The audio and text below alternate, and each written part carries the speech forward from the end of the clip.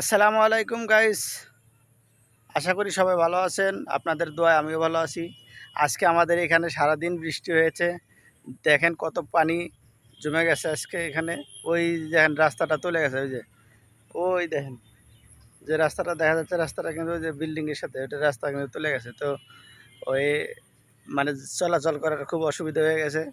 এই যে আপনাদেরকে দেখাই, ওই সামনে যে বাড়িগুলো আছে ওই বাড়িগুলোর মানে লোকজন বেরোতে পারছে না পানির জন্য।